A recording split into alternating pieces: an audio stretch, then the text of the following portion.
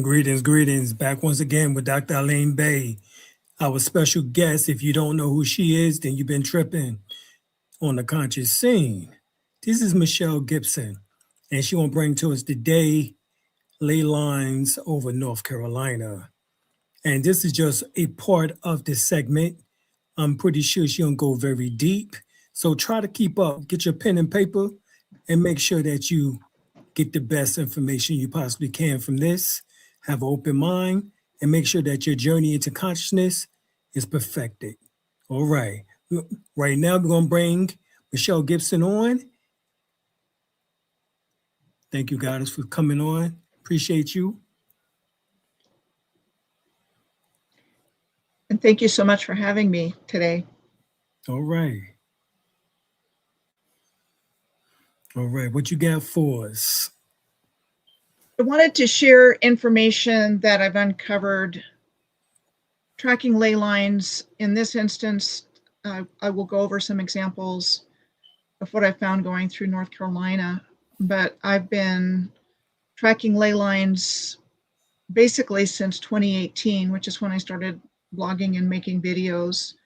And I started this journey, which has taken me places I could never even have imagined, with an understanding of sacred geometry, ley lines, and the Moors.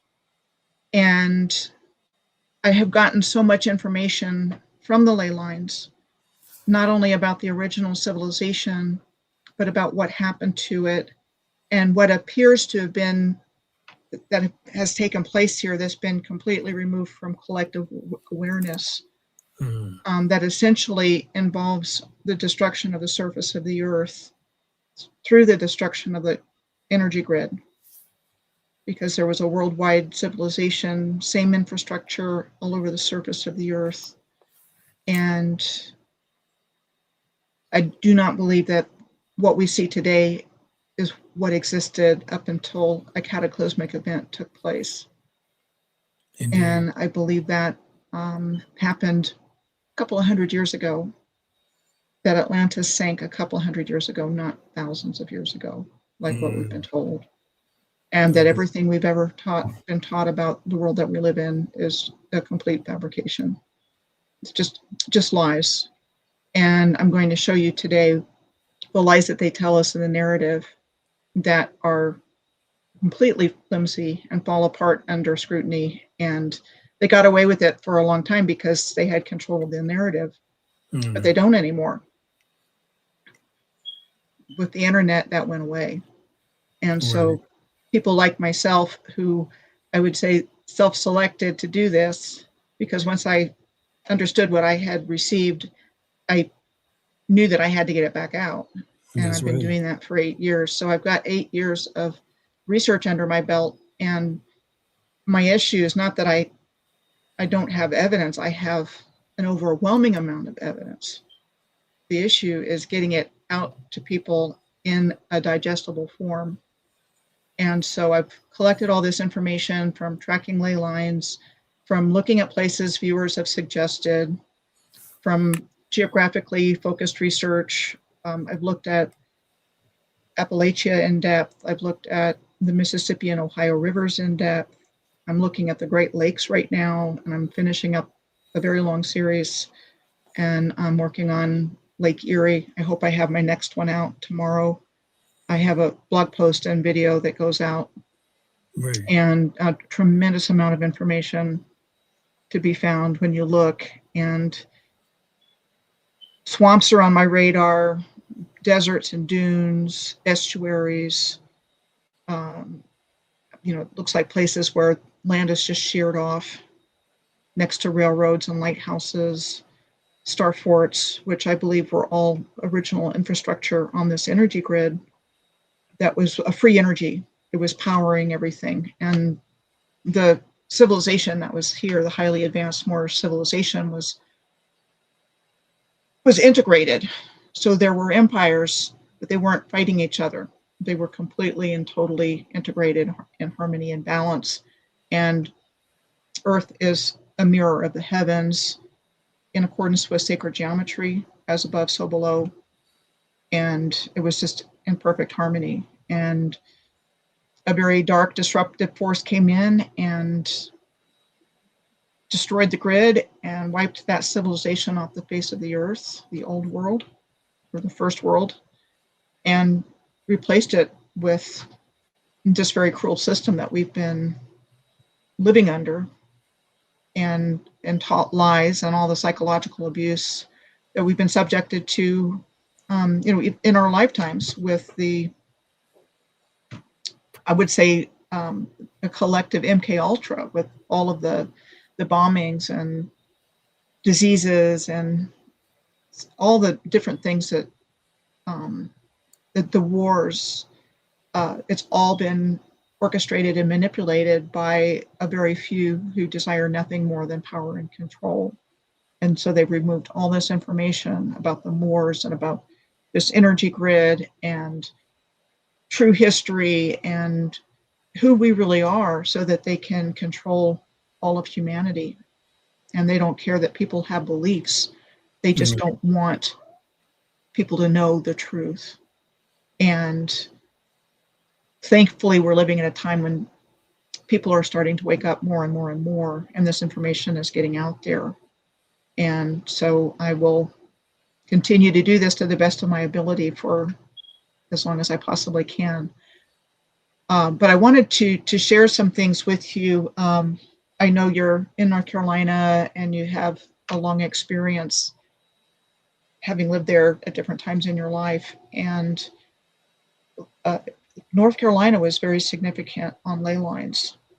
And there's a great deal of information to be recovered from looking at the ley lines. And so I wanted to share the research that I've done there and show you exactly what I'm talking about and why I believe this so strongly. I mean, to me, I'm absolutely certain of what I'm seeing, and I want to show that to you today. So I'm going to go ahead and go to this that I pulled up. And this is from research that I did in a blog post and video called Trekking the Serpent Ley. And I did this several years ago. Somebody had brought the Serpent Ley to my attention. There's another gentleman by the name of Peter Champoux, Champoux. He is a self-described geographer, but he's done some amazing work on mapping out these ley lines. And my style of research is to go from place to place to place to place. And so I started at the beginning of this ley line in the Bermuda Triangle and followed it up to Lake Itasca in Minnesota, which is the headwaters of the Mississippi River. And it goes right through the Cape Fear area, Wilmington, Fort Bragg, the Green Swamp. All the places I've lived. Pilot Mountain, it goes through the Great Serpent Mound,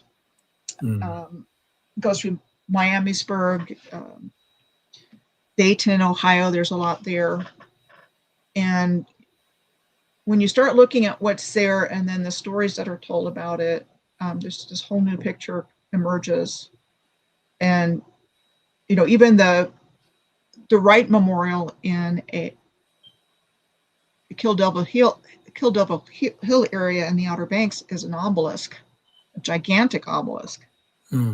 And they renamed all of the, memorials and so on and so forth, all of the original infrastructure of this energy grid, pyramids, obelisks, you name it.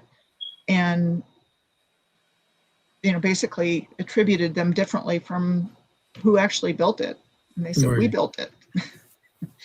But the stories really fall apart.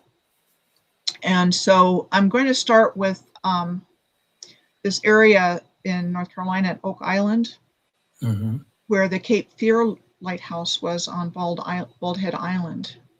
And it was said to have been demolished in 1958.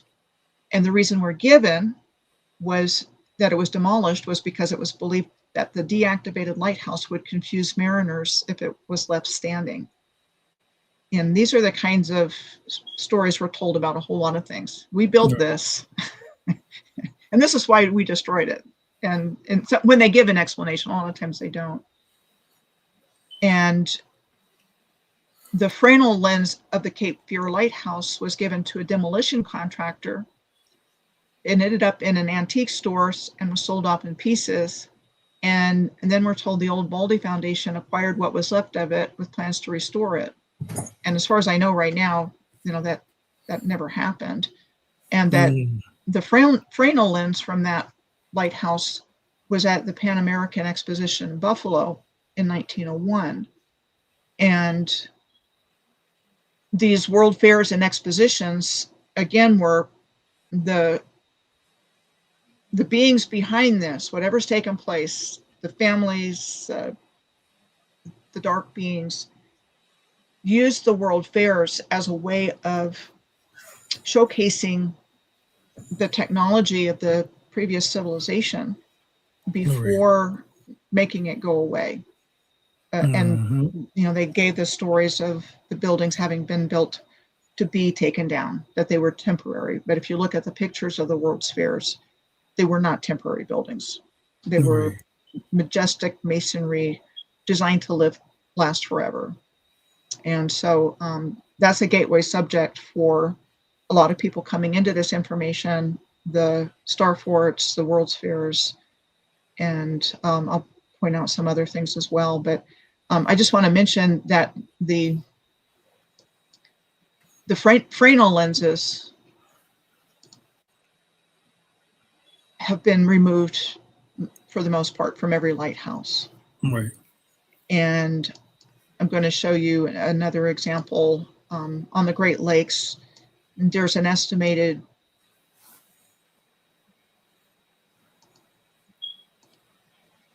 200 lighthouses, and of those 200, only 16 have their original Fresnel lenses. So this one's Dunkirk Lighthouse on Lake Erie, and it's not far from Buffalo. And it has a value that's been estimated at $1.5 million. And so they've been replaced by something far, far inferior to what was originally there, and given the lighthouses a different explanation. We built these because the land that they were next to is all broken, and they need the ships to have some way of navigating through. And so we built these lighthouses. My belief is that when the energy grid was destroyed, the land broke off right next to where the lighthouses were, because they were a powerful part of the energy grid, along with railroad tracks. You find railroads right beside the ocean or the sea or the lake or wherever they happen to be.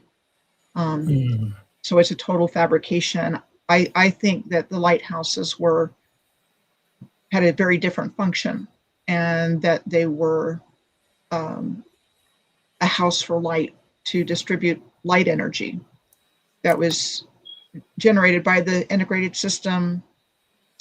Same system all over the earth. You find all the same things, and it was in perfect alignment with everything on earth. So all the architecture, I mean, you hear about the Great Pyramids in Giza, or the pyramids of Giza, including the Great Pyramid, being perfectly aligned to the cardinal points. Like, exactly.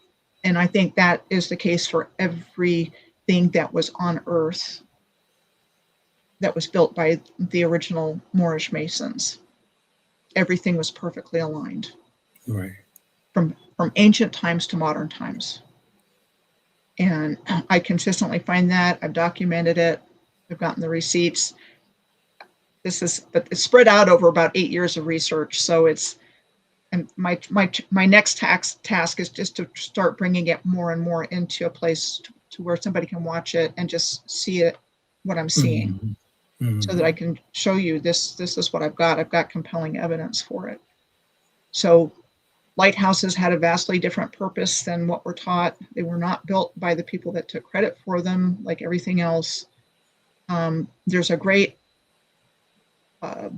video that somebody told me about not long ago, the last lighthouse keeper who knew what the light really powered. What he wrote was on the Lost Epic YouTube channel. very thought-provoking video. And I recommend people look for that and watch it, about what the lighthouses were doing. It was extremely sophisticated. Right. Can they find that on YouTube? Yeah, it's on YouTube. And I can send you a link. Okay, thank you. For that.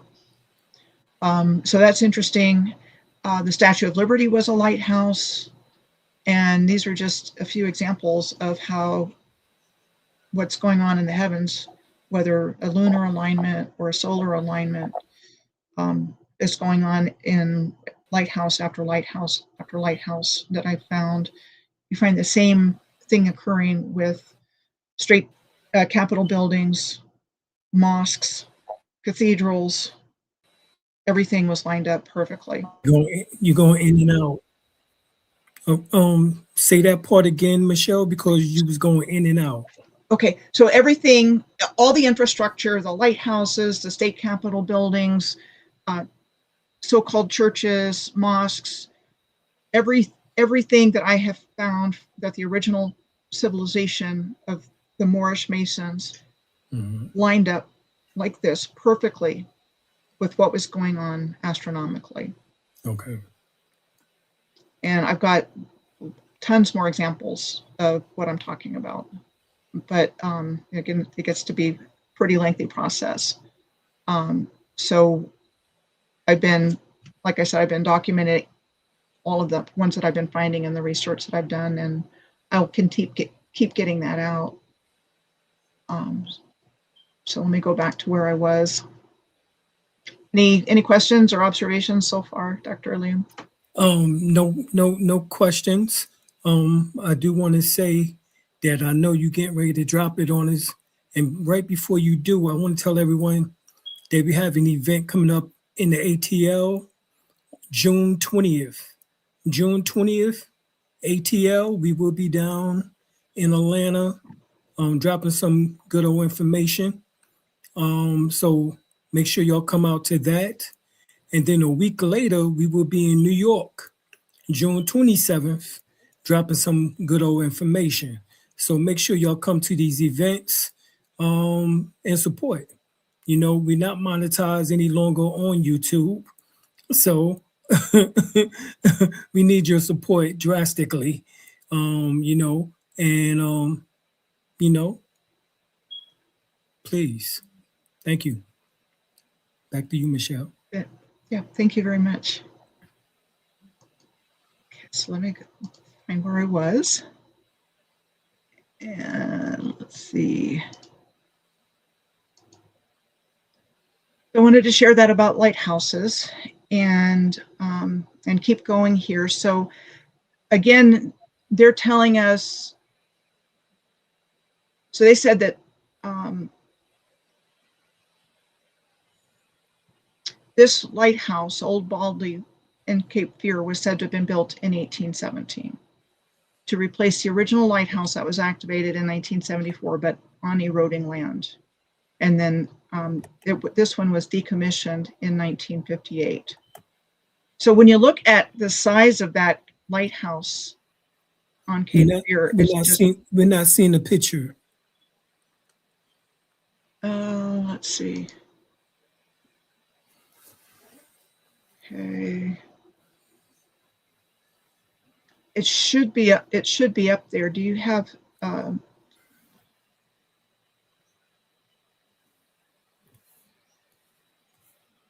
Okay. Here we go. Okay, so the Baldy Lighthouse, Old Baldy Lighthouse is on the left. It's just an absolutely massive structure.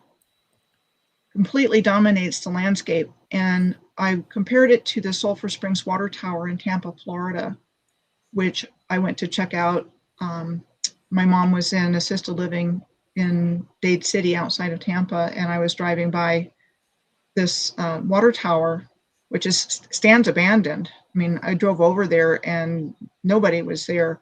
It's just an absolutely massive structure, and that has a crazy story associated with it also. But these are huge, huge structures. These lighthouses that probably also had some kind of connection with airships. Right. The blimps. It seemed to be used for docking for airships. And there are photographs available of that kind of thing. Even the Empire State Building having a mooring dock for airships back in the day before they took those away. Right. So this Serpent Ley is going into North Carolina through this area. I'm going to point something else out about these S-shaped rivers as I go through this, but this is the Lockwood Folly River, and these S-shapes are all over the earth, and I do believe that they were constructed for a specific reason. They're canals, part of a water system, and when the grid was destroyed, the land became swampy. And we're going into the area of the Green Swamp. And it's the carnivorous Venus flytrap is found in the Green Swamp, and there's only a small area that the Venus flytrap is found, and it happens to be in that area. They say asteroids hit in the specific area where the flytraps are native. That's what we're told. And then when I looked further into the Green Swamp, I found the asteroid plot thickened. The current tribal homeland of the state-recognized Waccamaw Suam tribe, situated on the edge of the Green Swamp, 7 miles or 11 kilometers from Lake Waccamaw, known as the people of the falling star, and one of the 8 state-recognized tribes in North Carolina. So again, these are the things that are popping up when you're looking into the official narrative, which I read between the lines on all the time, and I'm going to get into that here. Lake Waccamaw is the largest of the Bay Lakes on the Carolina coastal plain. It's got the circular shape. Also known as the Carolina Bays. They're described as elliptical or circular depressions found along the east coast of the United States in a northwest to southeast orientation. But they've been found in many other places as well. And when you look at a map depicting their placement, you see geometry. You see geometry with the lakes. You see it with the lines where they're found. And many of them are found on the southeast North Carolina coastal plain.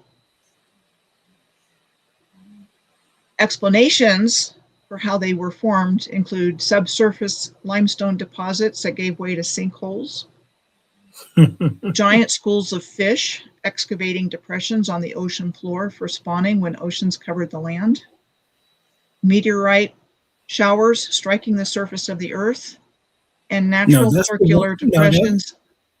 Now that's the one in which they told us in high school, in junior high school, was the meteorites.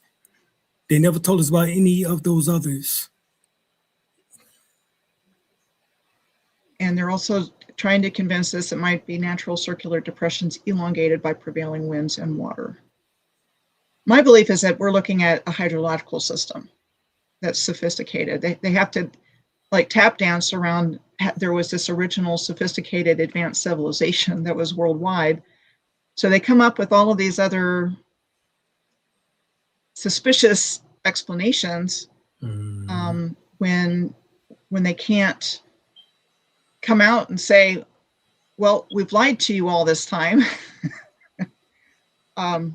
Everything you learned in history class was a lie. So they just keep the lies going with this house of cards of explanations for how things got to be the way they are. And, you know, you see the same thing with the Olmec heads in Mexico. They don't have a good explanation for that. So they really stumble on it. And again, most of the history that we've been told just really falls apart when you start digging down. And we weren't far from here on our trip to Mexico in 2019, Bacalar Lake, one of the deepest cenotes or cenotes in the Yucatan.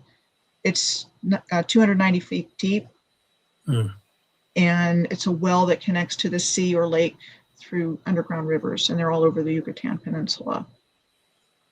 And I was tracking a circle alignment from Algiers, and I found the Pinguelit crater on the Ungava Peninsula of northern Quebec. And it's a perfect circle too, called a young impact crater of a meteorite, perfect circle. And it's one of the deepest lakes in North America at 876 feet deep, and some of the purest fresh water in the world. And then when I connected these places with Algiers on the world map, I was able to diagram a pretty decent triangle. Like there might be a connection geometrically. And that's what you find. You find the geometries. This was a geometrically laid out civilization. And the Plain of Jars in Laos, I think I was watching Arthur C. Clarke's Mysterious World. See, I'm almost 63, so this would have had to have been like 50 years ago. And, just wondering about it. They don't have an explanation for that. And interestingly, between 1964 and 1973, the Plain of Jars, with these megalithic jars that nobody knows what they were for, was heavily bombed by the US Air Force operating against the North Vietnamese and the Pathet Lao Communist forces. And it was said that the Air Force dropped more bombs on the Plain of Jars than it dropped during the entirety of World War II. And these are impact craters and from the Plain of Jars. And there were a lot of unexploded bombs removed from there. And, we're not even at war with Laos. So why are they going over there and bombing a megalithic archaeological site? Right. I think these wars were destroying this civilization, the remnants of the civilization, and ethnic cleansing. And the people. It's being done, I believe, by satanic and demonic forces that only see humanity as an energy source. Right. And while they are jealous of the Moors, they've suppressed the Moors, and they've gotten hit the hardest. But they benefited from it. So we're not even talking. I don't even think we're talking about humans that are behind this, but they've been able to create this narrative and create all of this division through manipulation of race and religion, and it's all been manipulated for a desired outcome. And so they're benefiting from this energy grid, and they're using it to control us. And so I'll get into that in a moment. So this original energy grid was providing free energy worldwide for the benefit of all. And the cabal, the controllers of the world, the Illuminati, the families, the 13 families, which are part of it, probably not all of it, have been involved in the actual conspiracy of what we've been seeing playing out in the world. And they want to control it all. They want to control humanity. They want to harvest our energy as well as the energy of the grid. And they've thrown everything at us because they can't do what they've done. It's been through deceit. We're in a free will plane or free will zone. They have to have our consent. And the only way they can get it is to lie to us. And so the deception goes deep. I tell people, question the narrative, question everything about it, because they only get our consent by lying to us. But they tell us in movies and in music what they're doing. They call it disclosure or predictive programming. So they tell us in a backdoor kind of way. But it's not telling us. And so I'm confident that we're in an amazing time, and things are going to, that God will win, that good will win, that light is returning. but it's been a pretty rough haul for us all here. We know that, but it's the stories that I'm uncovering through tracking the ley lines. It's even worse than we know in terms of what's been going on here. And so in North Carolina, when I was looking at this map of Waccamaw Lake, and I see the S-shaped Waccamaw River flowing away from it down here, there's these railroad tracks going through it. And so we talked a bit about the PD River country, the plantations on the lower Waccamaw River. Again, all of this would have been Moorish prior to whatever happened. So the old plantations would have been Moorish estates. And like I said, they started to harvest everything, harvest energy, cash crops, doing whatever they could to create this new economy. And I talked about the intracoastal waterway that runs through this area, which the inland waterway, that's a navigable water channel that's half artificial and half natural, they tell us. Plans for it were said to have begun in 1808, and the U.S. Army Corps of Engineers had responsibility for waterway improvements. And I think that was all pre-existing, and whatever they did was getting it back to where they could use it. And that any surveying they were doing was the type of where they're just trying to get an idea of what's there. It wasn't civil engineering or anything like that, which is what they want us to believe. Okay. So they're saying we did this, we built this, but I think it was already there. And you have the swampland that's surrounding the Waccamaw Lake area. You have trees in the water, and you find that in a lot of places. And then you have the Lake Waccamaw Depot Museum, and that was said to have been from the 1904 Atlantic Coast Rail Line Depot, now a museum. This story is told everywhere. I think it's really strange to hear about a train station and rail line in the middle of a swamp. And, right. Like I'm saying, it's my belief that the ruined lands, these are ruined lands that was of the original civilization that built all the rail and canal infrastructure, and not the ones that claim credit for building it later. And again, I can go through tons and tons of examples. And so this was one of the ones that really got me thinking about this whole idea that the swamps and the deserts and the dunes that we see were the result of the energy grid being destroyed. But they want us to believe they built the rail line through the swamp. Right. So you've got the Cape Fear River flowing northwest from Wilmington. And you've got these locks and these dams, again, which I believe was built by the original civilization, but the U.S. Army Corps of Engineers is credited with it. And that they would have been, like this one was said to have been completed in 1915. Well, that would have been in the middle of World War I. Right. Which took place between 1914 and 1918. And then they have similar stories about the second lock and dam there being completed in 1917. And they even have pictures of it, building it. And it's like, yeah, right. You can pretty much Photoshop anything. Right. They do that a lot. And then the Lock and Dam number 3, William O. Husky Lock and Dam, was said to have been completed in 1935, which would have been during the Great Depression. And when I was looking at this one, I encountered the Fayetteville Works plant. Now, did you go to school in Fayetteville? Yeah, I went to Fayetteville State University. I graduated from there in 93. So I was there from 88 to 93.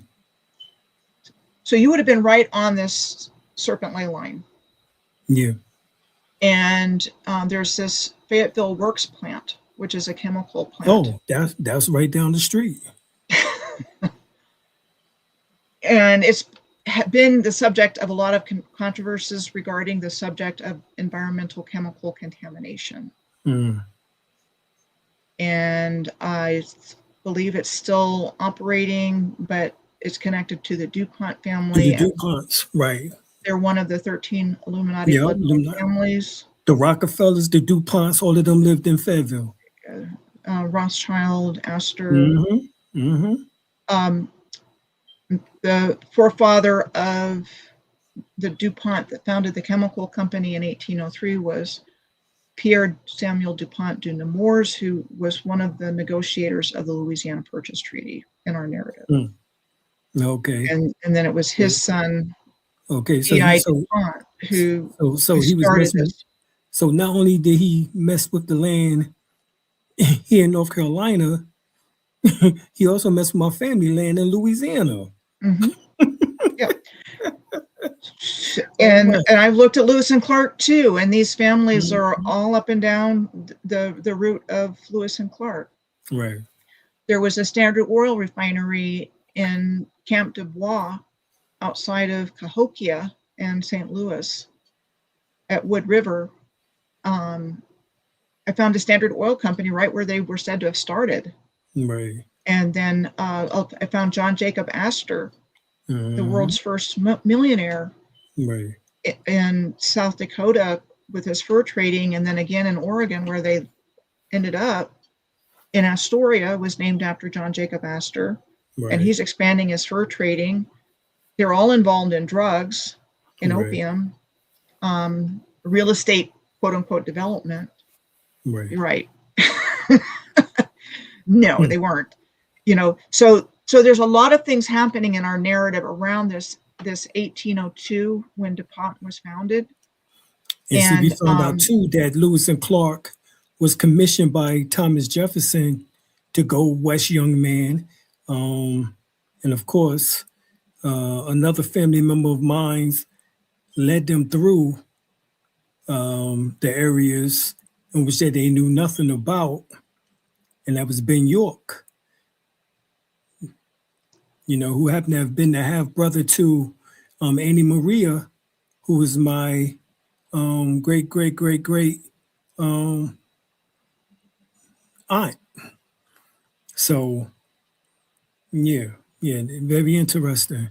And then Lewis and Clark, not just was commissioned by Thomas Jefferson, but like you said, they also had something to do with the fact of Louisiana and the so-called non-purchase of Louisiana, in which they be still referred to this day as the Washita proper. Mm-hmm. So very interesting. Yeah. You really have to look at it with different eyes, because what the narrative tells us about what they were actually doing is not worth the paper that it's written on. And so it's interesting that the DuPont de Nemours, right? Nemours company was a manufacturer of explosives in the beginning. And I think they needed the explosives to be able to start to dig out from this cataclysm that created a mud flood. It created melted buildings. It created so many different things, you know, that people are still arguing over what happened. No, something caused the melting. No, something caused a mud flood. And it's like, to me, it was all the same event, that this grid was destroyed and there were multiple effects, including these swamps and deserts and dunes, because that's what I found going up the Serpent Ley. I mean, that's really where I first started seeing it. And not only that, but the mining and the mills, the manufacturing, the contamination of these ley lines. And not only that, but they're like the triangle in Raleigh, Chapel Hill, and Durham. They're growing GMOs.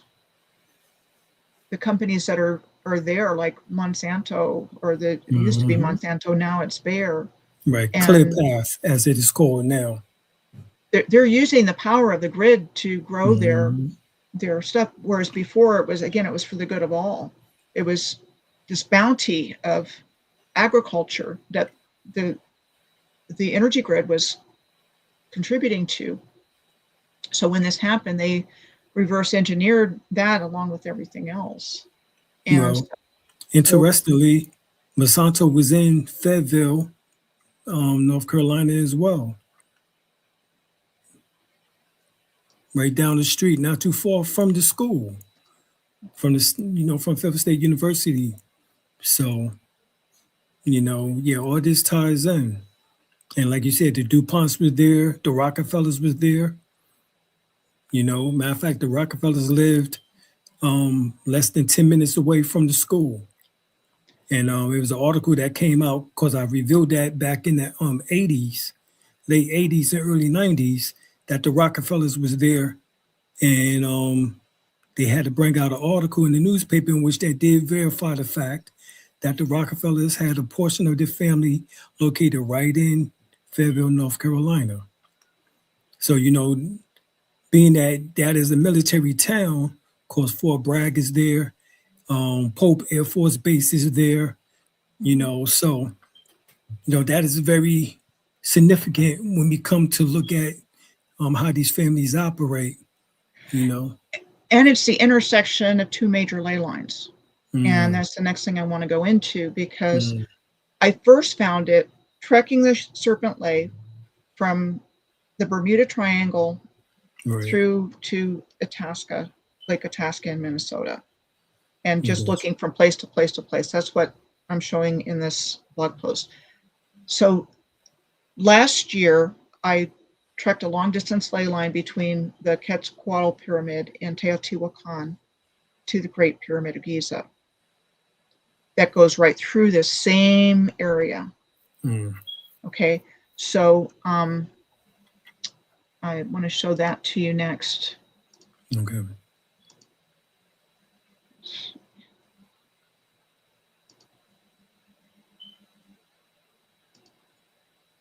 This is it. No, that's not it. That's it. StreamYard's great, but it's a little bit harder to keep track of what Yeah. what you're trying to pull up when you have a whole bunch of tabs. Here it is. Okay, so this is the alignment that goes from Teotihuacan to Giza, going through the United States. Mm, And I'm going through North Carolina here. And it goes right through where the DuPont chemical plant is in Fayetteville. right. And this is a different ley line. And so they knew where they were. Right. They knew about these ley lines. They Hmm. knew what they would find there. And I think they've deliberately degraded the world through the contamination of the environment, Right. and turning the bounty of the original grid into this industrialized world where they've destroyed life instead of Right. benefited life, and just extracted the minerals and the iron and the coal. This is it's just really interesting. And with this is a different one. I pull in old research when I go through and do these, and it's a lot to work through. But if you watch my work, it's all there. And so this is the ley line from the Yeah. Bermuda It all Triangle connects. up to Lake Itasca, and Hmm. like you said, it goes right through the military bases. Right. Just looking at the question for Misters 4022, I think this grid was pyramid based, and I think there's a lot of technologies that they were capable of that we've just completely lost Right. because of this. Again, the ones behind this don't want us to know about any of this, but they want to benefit from it. Exactly. And so I'm sure there were technologies like teleportation, portals.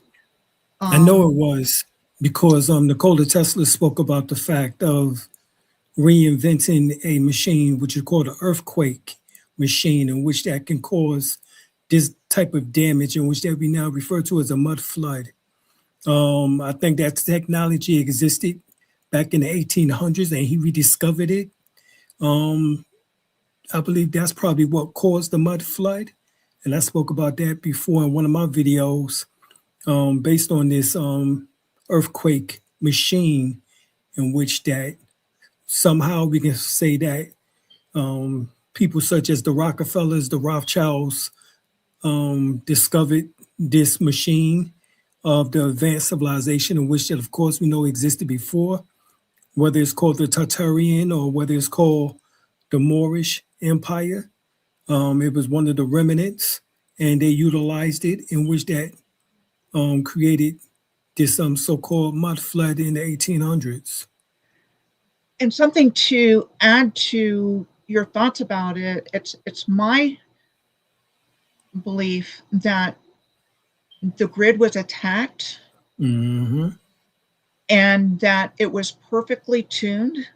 Right. It was a scientific and musical instrument, Mm-hmm. and that when it was attacked, it self-destructed is what I think happened. Right. And it That makes sense because the natural tone for the planet would be 432 hertz. And now it's resonate at that 440 hertz, which is a destructive type of frequency. So, so everything was set up for healing. It was set up for right.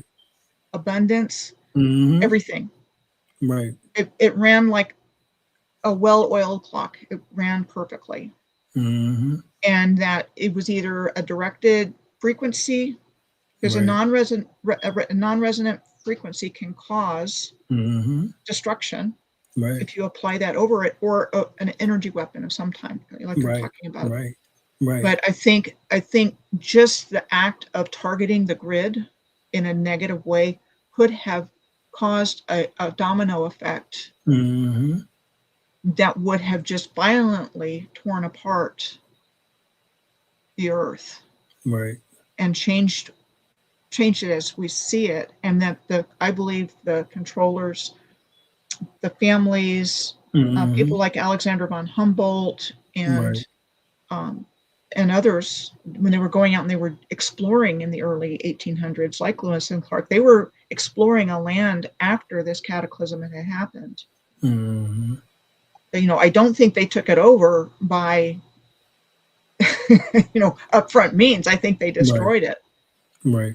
And then they just came in and gave us this fake history to explain it. So whatever was going on with Lewis and Clark, whatever was going on with the Civil War, was not what they told us. Right. And when you look at the Civil War and you look at Albert Pike and where he was and what he was doing in the Washita Empire, in those lands in Fort Smith, Arkansas, and what was said to have been taking place, we have no idea what was going on there because it's all secrecy. Right. And I have looked into that, and there was this one guy, and unfortunately right now off the top of my head I can't think of his name, but I found him in the National Statuary Hall at the Capitol. He's one of Florida's statues. Kirby Smith was his name. He was like the guy that was in charge, and nobody could question him. It was like his personal fiefdom, the way that it was described. But whatever they were doing during the Civil War, I believe, was related to the original civilization. Survivors, more than likely, though I think a lot of people were killed by the cataclysm. I think they were buried. Right. And much bigger. They were giants, and it just buried them where they stood. Right. And I'll give an example of that here in just a moment. Okay. So I'll go back to trekking the Serpent Ley and keep going and show you some more of this stuff. So So DuPont was manufacturing explosives. I think they were needed to dig stuff out. Like you said, there was Fort Right. Bragg. I think they renamed it Fort Bragg again. Right. It became Fort Liberty for the last few years, and now it's back to Fort Bragg again because that Fort Liberty wasn't making no rounds. Right. Right. So they're right on this alignment. I was researching history of modern history and looking in the 1990s, and I found the Green Ramp disaster, which took place on March 23rd of 1994 when two military aircraft collided in midair over Polk Army Airfield. Again, I think they're doing things to create a lower vibration on the grid. I don't think accidents like these are random.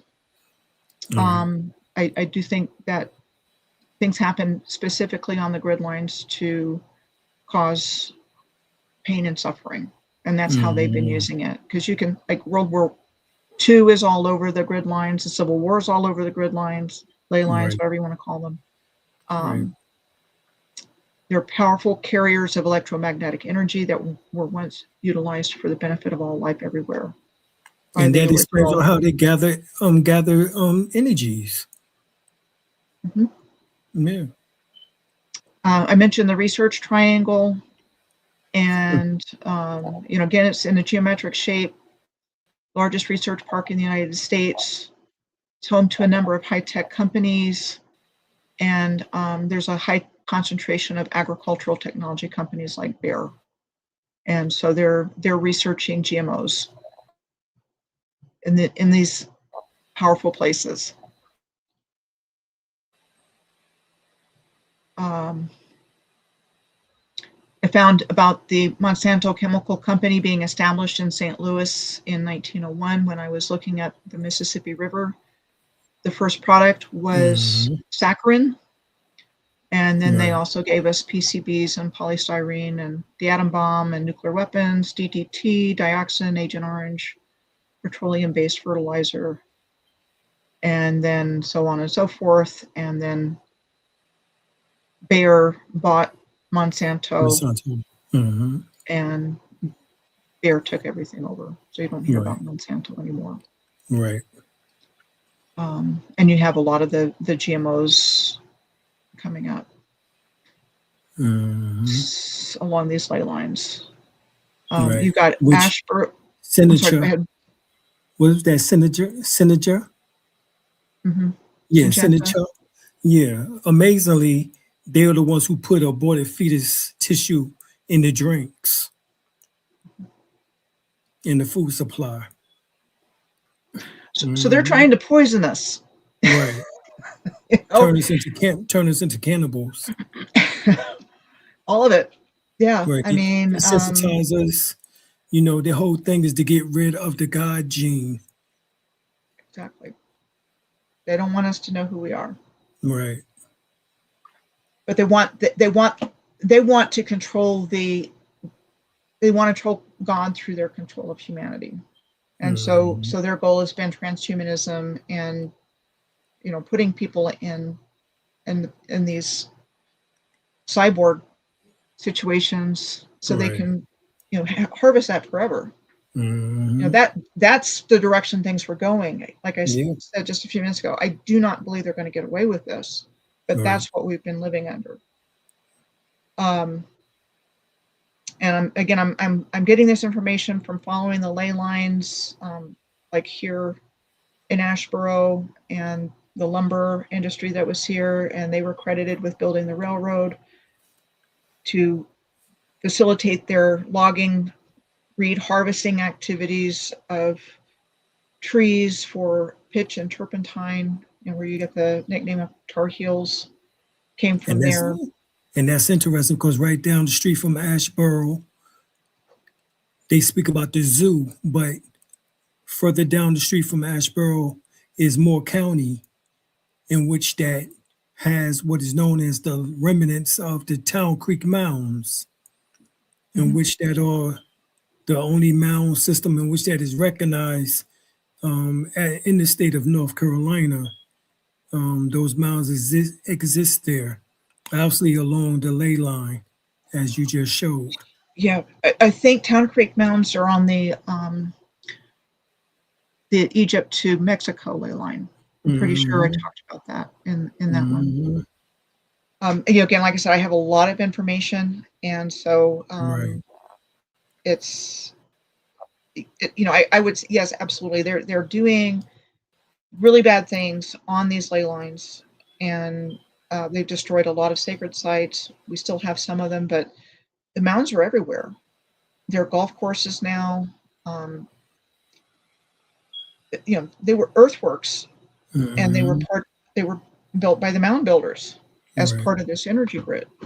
And since there's a few places where the mounds are protected, but in most places they're not, so they get dug up for roads and residential housing areas and things like that. And Right. people have no clue of what's going on.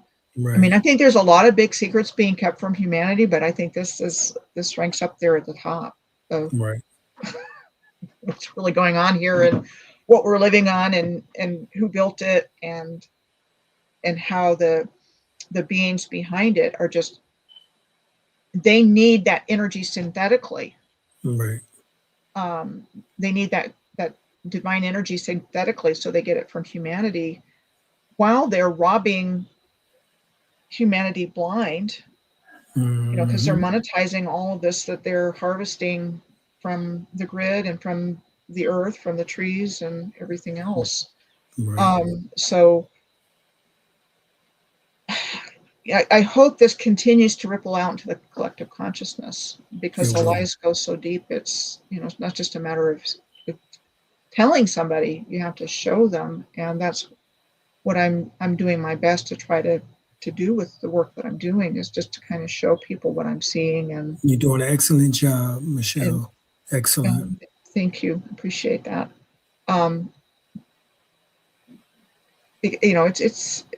It's important to get it out, and so like I said, I want to keep doing it as long as I possibly can. I don't see any end in sight. Exactly.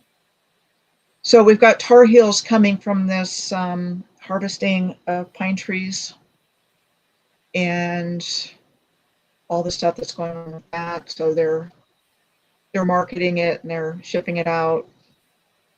And one of the interesting things with the Civil War history is that if you look in the narrative, by 1860, which is 1 year before the start of the Civil War, North Carolina had a significant railroad presence, which were the locations of many of the battles in North Carolina during the Civil War.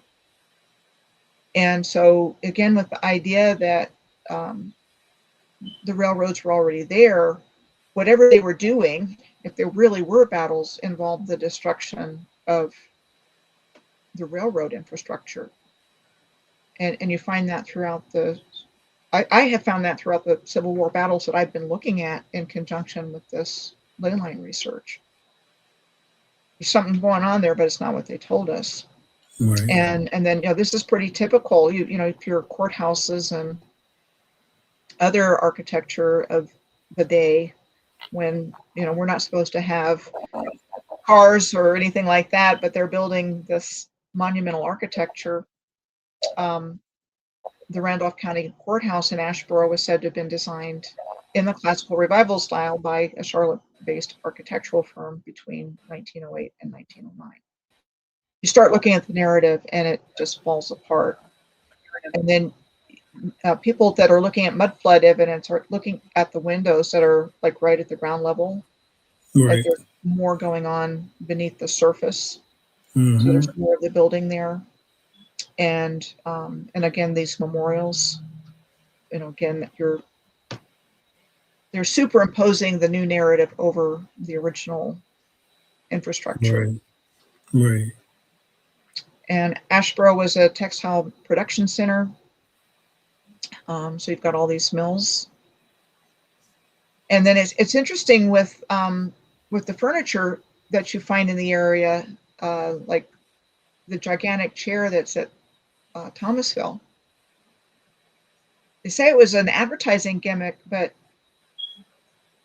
was that a giant's chair? And I would say at this point, yeah, it was. Right. And that it was the base that it's sitting on was made from Indiana limestone. And they tell us that the limestone from Indiana was used for the construction that they did of the nation's monumental architecture of the late 19th and early 20th century. And, again, those were pre-existing buildings, and they're just slapping their new story over it, so that everything has an excuse for how it came into existence. And then when I was looking for information on the big chair, I found the big bureau, which is in High Point. And then this one here is in Anacostia in Washington, D.C. There's another big chair that was supposed to be another advertising gimmick. Here with Giants in America, Right. and the Smithsonian cover-up, and then they find these giant skeletons just randomly that are being covered up, Exactly. like calling it a hoax and things like that. Well, that's why I say I think they were buried where they stood when this happened. When whatever happened. Right. You've got this gigantic frying pan in Long Beach, Washington. Because we just seen that he died with his mouth open. Yeah. So it had to have happened instantly. Couldn't have happened, with no Exactly. dust storm. Exactly. That's it. I've commented on things like that. Right. That it's like they're screaming. So, and they're covering that up, that they're finding these giants and they're calling them hoaxes and fake and the Smithsonian and their nonsense. Here's another giant frying pan in Indonesia on the island of Java. And then in High Point, let's see, hang on just a second. There's another giant chair in High Point. So I was looking for that. But you've got these plank roads, what they're calling plank roads throughout this area, and especially in High Point. There was a plank road there, the Great Western Plank Road, that was said to have been built in 1852. So you've got a lot going on in the 1850s. 1851, 1852, 1853, 1854. There's a lot going on in the narrative. And I think these were railroad tracks. I don't think they were actually built. And when you look at pictures of them, you see the desert land that they're going through. And I don't think it was like that prior. I think that was part of the destruction. But High Point became a manufacturing center. It was in a good location. And so you're getting into the mill towns, factory towns, and company towns, where one company was the main employer and practically owned everything, stores, houses, churches, everything. And we're getting into Appalachia and coal mining and all that good stuff. But, historically, and even today, is one of the poorest regions in the United States. And it's believed that the cycles of poverty came as a direct result of the company town structure. And again, we're talking about, it wasn't like that before, but they were in here for the resources and for the coal, and people were working hard and not getting paid anything. So you end up with being a wage slave. And then once they were done with their, either they ran out of resources or they outsourced their menial, low-paying job model to other countries, and these communities were left without anything, in Appalachia especially. But other places as well. I mean, the whole Rust Belt was like that too. So High Point College, you find more of the giant chairs here. I think those are relics from the original civilization. And then you come to Wake Forest, the Deacon Demons. You can see Pilot Mountain in the distance. which now I believe was a giant tree. I didn't start out with that understanding, but I had a fellow content creator help me get to that understanding, and so now I see these giant trees as part of the energy grid, and actually very important. And let me just go through here for a second. So I'm looking at all these things with the pipe organs and the bell towers. There's one at Wake Forest. Again, that would have all been part of this original infrastructure with the frequency and the healing frequencies going out to the universe. I think that's what these tall towers were, these bell towers. And then they start playing music that sounds out of tune, like Westminster quarters every quarter hour. So that's also part of lowering our frequency. Whereas prior to that, it would have been uplifting. So anyway, I go through and I give a lot of examples when I do this. You can see how the pipe organs go up against the cathedral rose windows, and these are shaped like solfeggio frequencies. Like the flower of life. So the original organs and bells and so forth would have been generating healing frequencies this way. And then I gave the example of the piano notes and the cathedral rose windows. You can see the same patterns. That's right. But like you said, we're at 440 instead of 432, and it does negatively affect our thinking skills and emotional states. And so that lowers our consciousness in yet another way. They want to keep our consciousness as low as possible. So again, we're going through Pilot Mountain, and you see these monadnocks that they're called in different places. Again, I think they're giant tree stumps. Devil's Tower. Right. That's what they are. Hartigan in Norway, Kurora in Australia. And, you look at actual trees and you can see the similarities. Right. And then if you look at Devil's Tower and the Jugurtha tableland in Tunisia and this volcano in Yemen, it really looks like a tree stump. Yep. And so it's my friend Chad that turned me on to that. So I started to understand that. Like I said, they call them monadnocks, and the term monad is found in schools like that of the Pythagorean to represent the absolute, the supreme being, divinity, and the things. And I think that's what we're talking about. Right. Pilot Mountain State Park is on the western end of what are called the Soratown Mountains, named after the Sora or Chira people, the Siouan-speaking indigenous people who lived here before the arrival of the Europeans. And they are described as mountains away from the mountains. Mount Airy, where what's his face was from, Andy Griffith, and the place that where Mayberry was based on in the TV series, is here and in Mount Airy. So this is the Mount Airy Museum of Regional History. You see the uneven appearance here that people look at for mud. Like there's something weird. I mean, why would you build like that? Exactly. And you see the same thing worldwide, like the Royal Opera House in Valletta, Malta, which was said to have been designed by an English architect in 1866. And you see the same uneven appearance. So this was a worldwide event. So this is part of where I'm going with this. When I was looking up information about the Sora people, I found this museum, and it has records mentioning a vanished tribe and remnants of their rich cultural heritage recorded in historical journals, still buried in the earth. So they're a vanished tribe. They have a rich cultural heritage that's still buried in the earth. So I think they're telling us where it is. Right. It's right underneath our feet.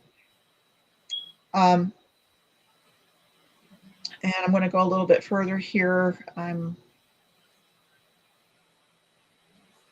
just want to show you in the New River Gorge area.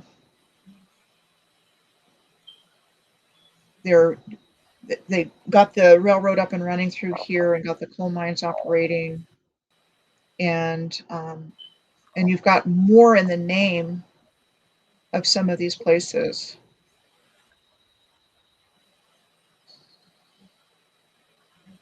Okay, so this is a view of the Earth from space of the Southern Appalachians, and so this is what it looks like from space, and then that's what a tree root system looks like.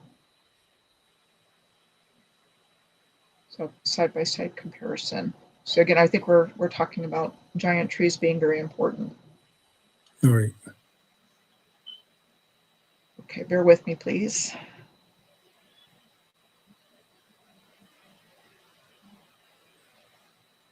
So the coal mining in West Virginia, the Pocahontas coal fields, got really exploited through here. There's a lot of violence here, with trying to bring strike breakers in, and people not wanting better working conditions, and violence coming out of that, which is the whole history of this area. And even this alignment, the serpent ley that I'm going up, you find that over and over again, the mining and the poor working conditions and the strikes, and then sending the military in or somebody in to squash it. Right. So the people that lived there had no recourse whatsoever.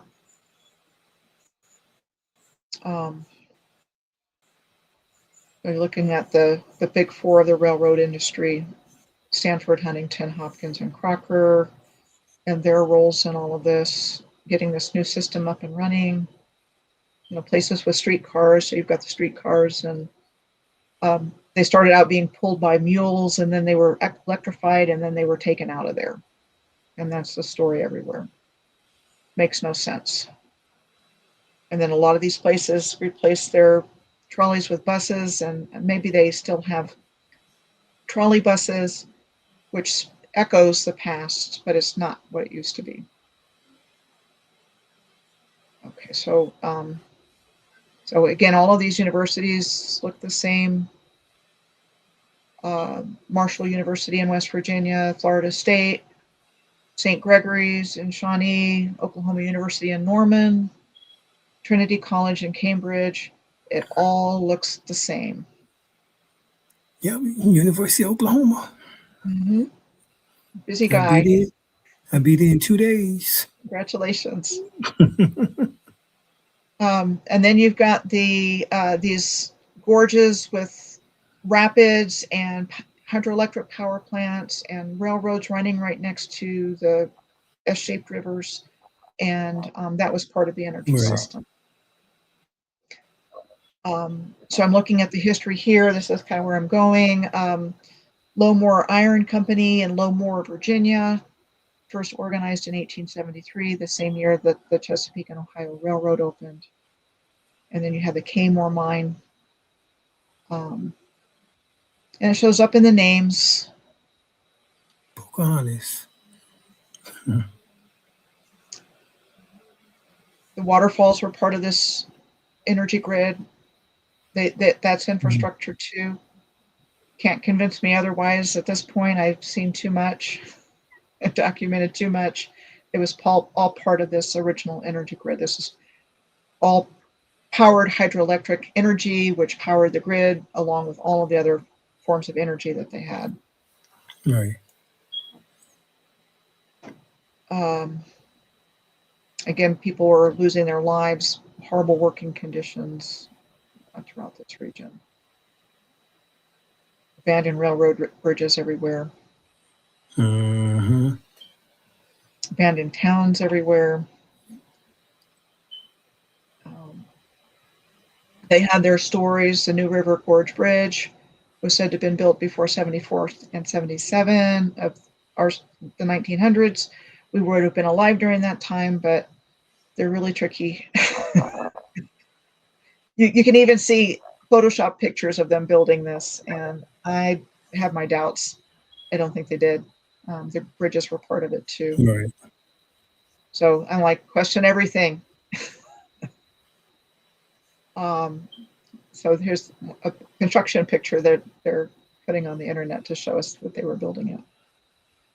Right. But they do the same thing with World's Fairs photos to say we built this. And so you've got these guys here with building wooden structures. And so this is supposed to be the St. Louis World's Fair in 1904. You see the actual World's Fair, and they're trying to say they built it, and it's like, it does not match. Yeah, where's the granite stone and the marble? And it seems like these Photoshop pictures showed up when people were starting to pick up on the World's Fairs. Right. So they could sow seeds of doubt and confusion in the unconvinced part of the population. So a lot of truthers were turned on the basis of these ridiculous photos. Right. Not me. It was like BS, like everything else. Not me either. Because that's wood. So anyway, once again, show me the granite and stone. Exactly. So I've looked at incline railways. They were part of it. I did a lot of in-depth research of railroads and waterfalls and other physical infrastructure of the Earth's grid system. Tallulah Falls Railroad and Gorge in Georgia and their waterfalls, Niagara Falls. It's a lot of paranormal stuff here, like in Point Pleasant, West Virginia, which is not too far from Huntington. Right. And I think there were places when the grid was destroyed that kind of got off center and became portals, perhaps for interdimensional activities. Right. Like things like the Mothman. Right. You have Serpent Mound on this alignment, and you have a triangle between Serpent Mound, Point Pleasant, and Huntington. Right. You've got all kinds of geometries in the Serpent Mound and alignments, lunar alignments, solar alignments, sacred geometry. You've got giant skeletons, and again, you've got that screaming going on with the skeleton that's found there. You've found giant bones throughout this area. They focus on mounds, of these being burial mounds. And so a lot of the discoveries were documented there, but there were also a lot of discoveries that were just randomly, workers were digging and found giant bones. So a lot of that through here. Then you've got the Newark earthworks in Ohio, Great Circle, Octagon and Circle, and Wright. And they're perfectly geometrically lined up with what's going on in the heavens. And this was also an early indicator in my research about mounds and golf courses being one and the same, because the Octagon and Circle earthworks in Newark are the Mound Builders Country Club. Right. And, it's like building a golf course on Stonehenge. The same idea. You've got crop circles taking place near the Great Serpent Mound. And this whole area, the Miamisburg Mound, which is here, the largest conical-shaped earthwork of its kind in the United States, which is just like Silbury Hill in England. And there's a lot of crop circles that show up there, Miamisburg, and so on and so forth. Yeah. One of the last time we went to the Serpent Mounds, in the field across, adjacent from the mound was a crop circle. And we was taken there to look at it, as well as also underneath the Serpent Mound was a gigantic crystal, in which that we was even able to go down in order to see it, as well as also touch it, in which that other people did not get a chance to do so, because they recognized us as being the indigenous people, and they actually wanted us to activate it.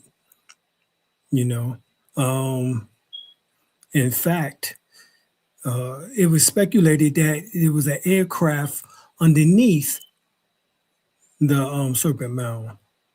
That's what they told us. And it's really interesting, because one of the things that I found in my research is that there's a direct connection between these ancient sacred sites and more modern infrastructure like railroads. Right. And so there's railroads, historical railroads around the location of Great Serpent Mound. And, it's interesting because there's a connection between the insane asylums and other institutions Mm, and these ley lines. So again, it's okay. like they inverted it like they inverted everything else Right. for power and control and to cause pain and suffering and lowering of consciousness. Right. Um, Right. so people would go to sleep and hopefully never wake up. Mm, And I think that's one of the reasons it's taking so long, because they got into everything with right. this, and people have really suffered a lot Hmm. through this existence during this Right. time for whatever reason has taken place. Phoenix Rising, the hero's journey, hitting rock bottom and then rising again. Hmm. Osiris and Set, Hiram Abiff. It's they couldn't stop it, but they did everything they could Right. to prevent it from happening, Hmm.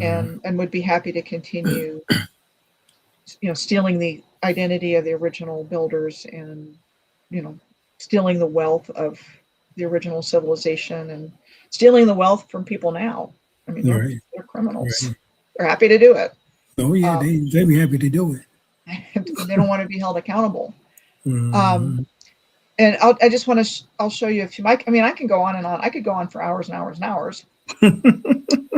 But because I've been looking at this stuff for years. Yeah.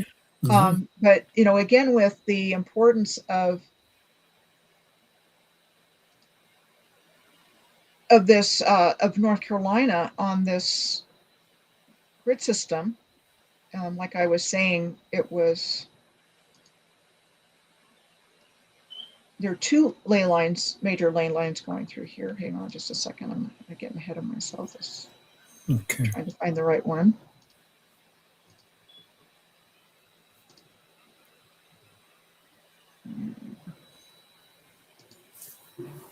It's this one.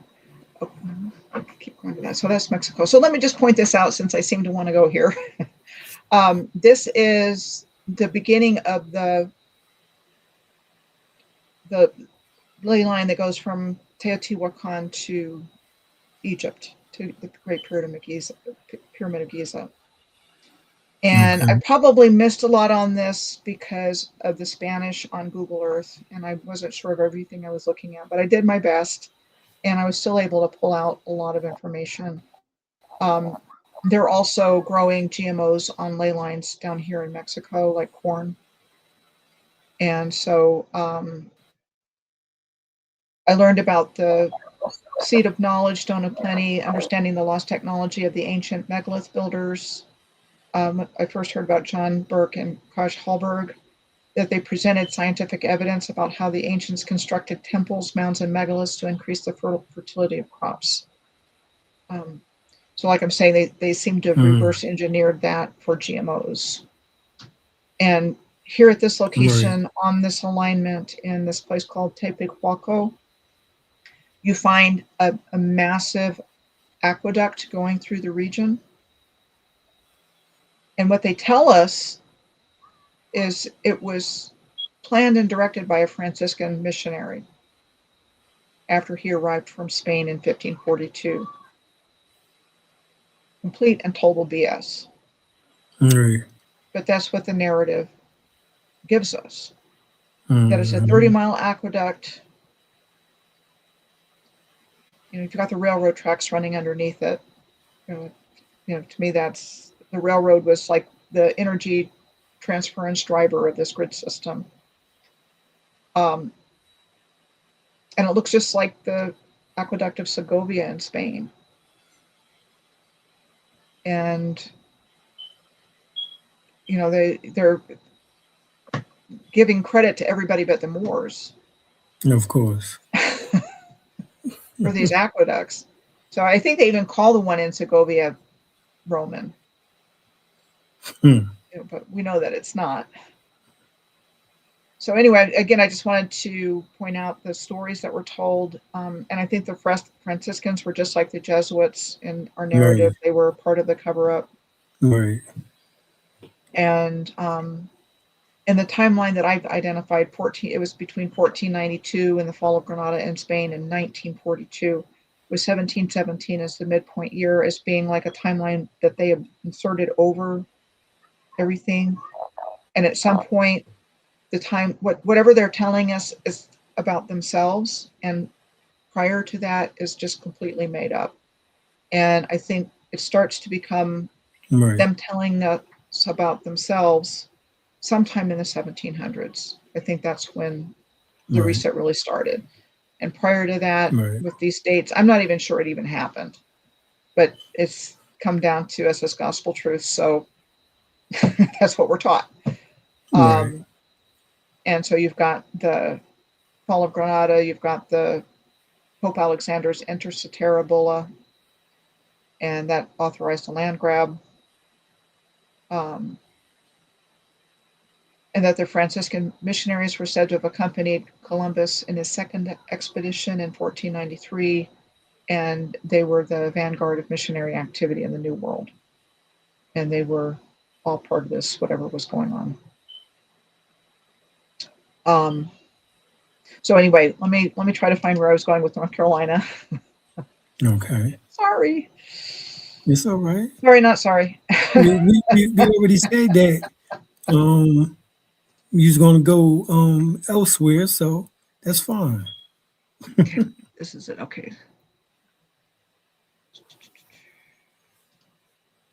No, that's not it.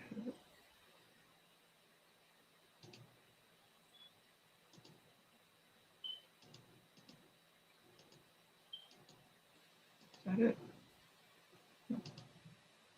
I'll show you this while I'm looking for the other thing. I might have taken it down accidentally. So would you agree that that looks like Pilot Mountain? Yeah. That's in Brazil. Right. Yeah, that's a tree. So that was one of my earlier tracking alignments. So this research is just building, and I was looking. This always shows up when I go into my WordPress for whatever the reason, and I hadn't looked at it for a while, and so I was looking back through it and didn't even realize I had made that comparison, because a lot of things I'm seeing for the first time when I'm tracking ley lines. So it doesn't necessarily stick, but then I can go back and find these things later on. Now that I have more insight and knowledge about what I'm looking at, I say, oh, wow, that's interesting. I'll talk about the CERN Mandela effect here in just a minute. Okay.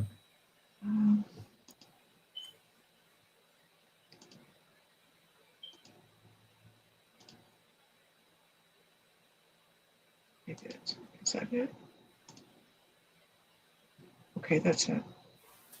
I think. Yeah. So this is the United States part of the grid between, or the ley line between Mexico and Egypt.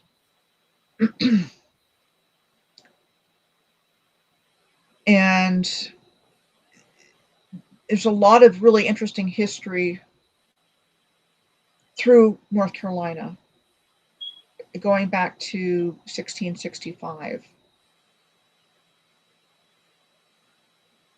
Let's see. So this is where I say you mentioned the Town Creek Mounds. Town Creek Mounds, yeah. So this is on the alignment.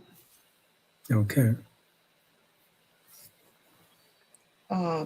Circuits, racing circuits, were actually circuits on the grid system. Right. I've got that documented throughout here. Golf courses, Darlington Raceway in South Carolina.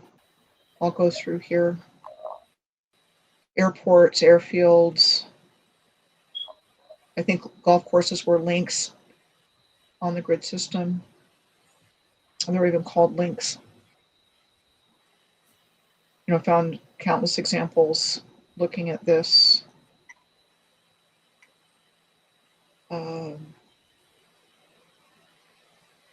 YMCA was all part of their deal. It wasn't coming from a good place. Right. Not saying it didn't have good impacts, but it was not coming from a good place. And, you know, a lot of the early YMCA buildings, you can see were old world buildings. Right. Wasn't built by them. Tennis courts look like solar panels. I think they were part of the grid system. And talk about, you've got the airports. The airports were part of it.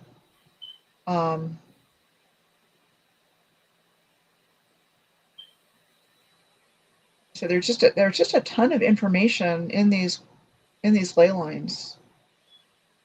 The Pilot Mountain Wheel that was identified by Peter Champoux, that I was following and tracking the Serpent Ley. He's found other ones as well. The Great Dismal Swamp is right here. It's on this latitude of 36 degrees 30 minutes. And I've looked into that. That's interesting.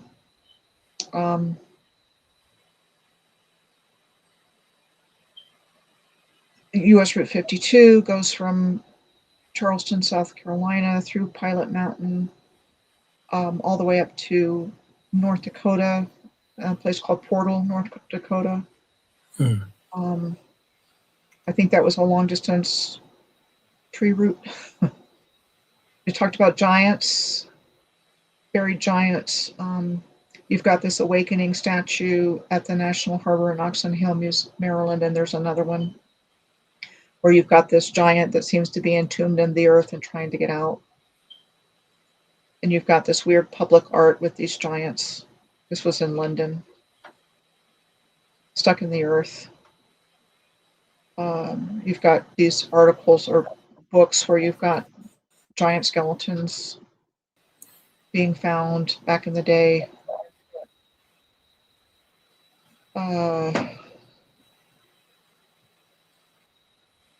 So where this first comes into Florida, it's interesting because you've got these coastal dunes.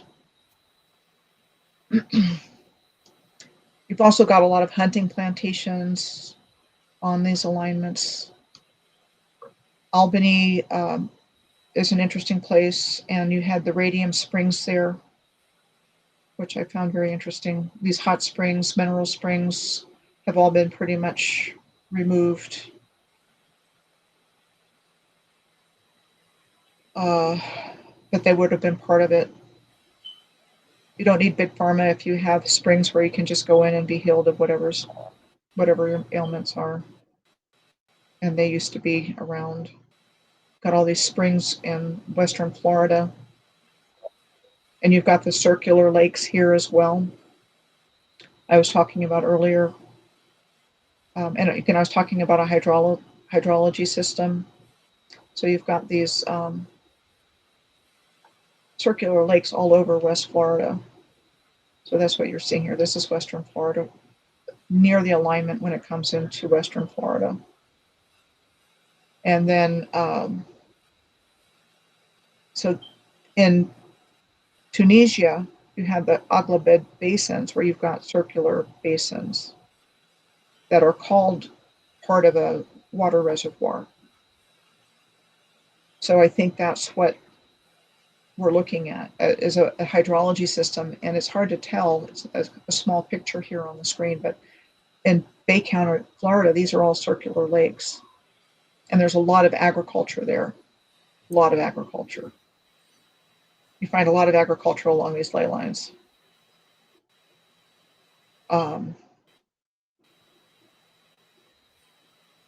Going down. So I wanted to talk about the coastal dune lakes here. And it's supposed to be a unique geographical feature, only found in a few places, besides Florida, Madagascar, New Zealand, Australia, and Oregon. And there's a continuous mixing here at Lake Powell of freshwater from upland freshwater systems and saltwater. So again, I think this was the result of the destruction of the Earth's grid. And then you've got all these historic railroads, and they're now rail trails. And I think they're harvesting our energy on these rail trails and roads, and wherever the railroads were before that, they put trails and highways over. That would have been part of the energy grid system. And this is where the ley line comes into Florida. And then if we get back into North Carolina, it's interesting where so you've got a lot of stuff going on in the Great Dismal Swamp, which is just north of where where the ley line was, going through Elizabeth City in that area. Let's see. So that's here. The ley line's going through here. You've got the Great Dismal Swamp up here. And this Lake Drummond here is supposed to be a Carolina Bay. I gave some other examples of so-called lakes that were systems like the Lake Manicouagan in central Quebec. It was said to have been an impact crater. I don't believe that. Perfect circle. All of these hydroelectric projects were not built by the people that said they built it. And I want to point out the Dismal Swamp Canal is on the eastern edge of the Great Dismal Swamp, and that it's the oldest continually operating man-made canal in the United States, said to have been built between 1793 and 1805. And so you've got all the canals through there. You've got a history of railroads through this Dismal Swamp area. Besides the canals, you've got the movable bridges that were very sophisticated, that were part of the original civilization. And they want us to believe they built the railroad through all the swampy wetlands. Don't believe that.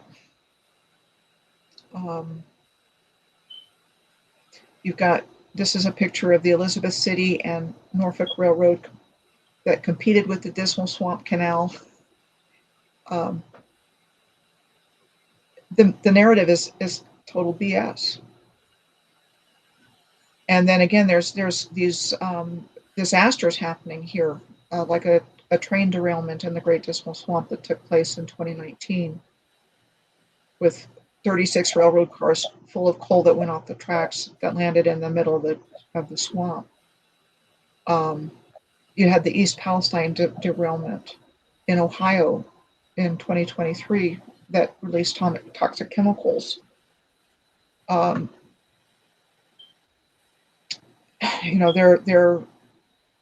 really harming the earth through the ley lines. Right. I think deliberately. And you've got the royal colonial boundary of 1665, and there was a lot going on in 1666 in our narrative, and I think I think that was a banner year for them, and I don't think it's random. No. New Madrid, where the big earthquake was along this boundary line, and that was a sketchy story. Yeah. So I want to show you where this ley line exits North Carolina is at Corova Beach. So you've got the Outer Banks here.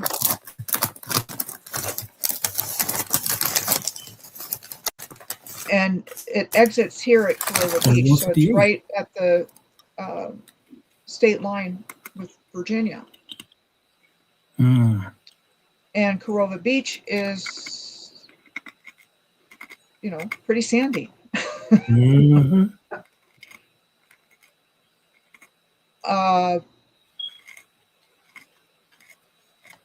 So Corova Beach is located roughly halfway between Norfolk, Virginia and Kitty Hawk. A lot going on in Norfolk.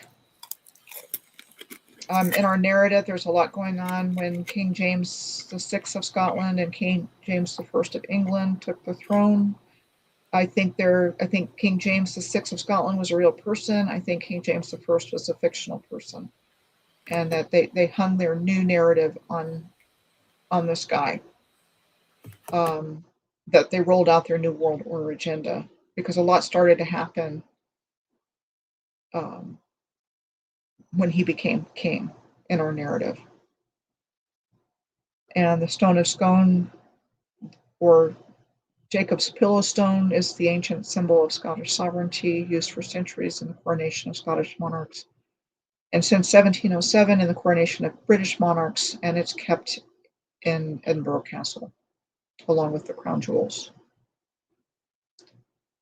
And then you get into the Tribes of Israel connection, and I have to thank you because you're one of the places I can go to get information on the 8-pointed star, the star of Asaru and Asarel, and I think Asarel and Israel are the same, because you've got the people of Ar, you've got the AR all over the earth, you've got that 8-pointed star all over the earth. It's like their symbol. I believe it was also representing this energy grid. It represented the 12 tribes. It represented the 12 constellations. The civilization was laid out in sacred geometry, with each tribe corresponding to a specific location, micro and macro, I believe. That's where the conclusions I've been drawing from the things that I found. Right. And then the word plantation started to appear around the same time as King James became king. And we first had the plantation of Ulster in Ireland, and then the plantations of North America, and the role of the Virginia Company and the colonization of the land between all these different degrees, and Cape Fear's role in that, 34 degrees north. A lot of symbolism in there. You find a fort at Jamestown, and you find some of that in the water. Again, I think that's where the land was destroyed. You have hang on just a second. Jamestown, this was Jamestown. This is Norfolk. This is Norfolk, Virginia. At Source Point. Are you kidding me? They built that in 1907. Right. To commemorate the 300th anniversary of the founding of Jamestown. Right. You've got a nuclear power plant here on Hog Island, and that's marshland. So you've got these nuclear power facilities on marshland. I think that was pre-existing. This whole area is marshy. And then I told you that it was an obelisk. That's the Wright Brothers Memorial.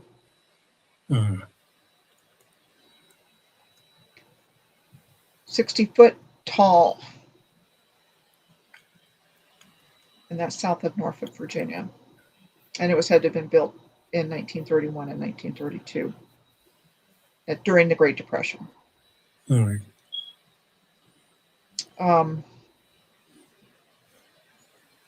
It's not random. They want us to believe it's random. It's not random. Nothing's random. We'll talk about the Moorish paradigm, which explains everything. Nothing makes sense with the wrong paradigm. And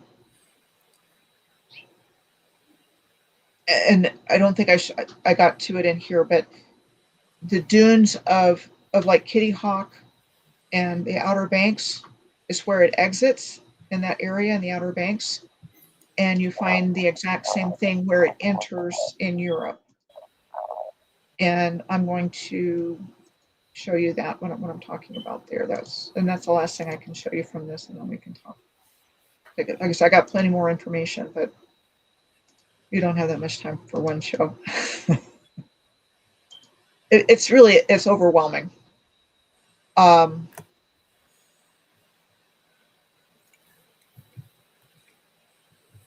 So where the alignment enters, you've got these lighthouses there, and you've got like this lighthouse off the coast, close to where the alignment enters France. You've got this big, beautiful, ornate lighthouse sitting in the middle of the water. I think that's low tide. And that was said to have been built between 1594 and 1611. And you see the same kinds of things off the coast of Maine. These lighthouses in the middle of the water with these Right. ornate designs, Mm. like that. So I'm saying there was land there. They didn't build that. Right.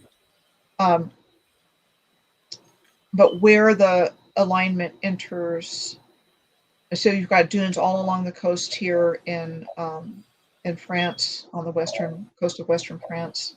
You've got all these lighthouses, and then when you get and canals, you've got canals through the whole area. One of these canals was said to have been built in 1666 on the coast of southern France. You've got another nuclear power plant in a marshy area in this region. You've got strange-looking star forts in the water. And this was actually used for a reality TV show in France. Mm.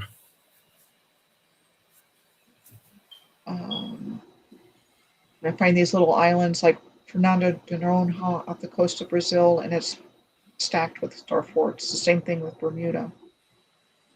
And the Channel Islands also. Like here in, this is off the coast of France in the English Channel. And then there's a triangular relationship between Bermuda and Fernando de Noronha and the Channel Islands here.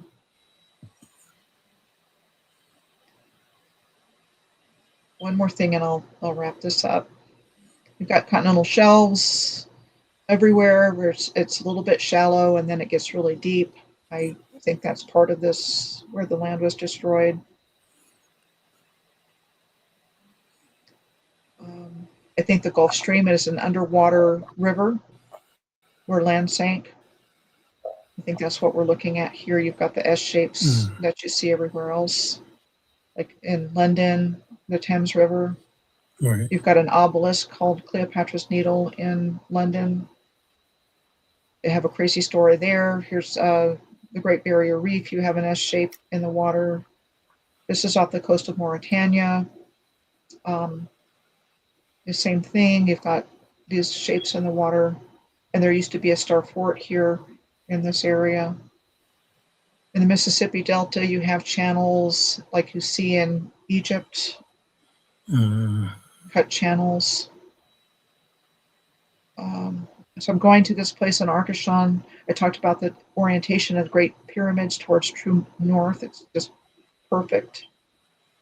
And I think that's true of all this architecture here.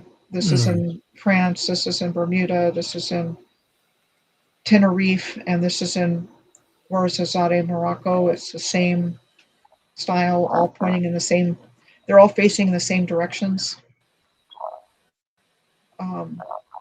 They knew where they were, they knew what they were doing.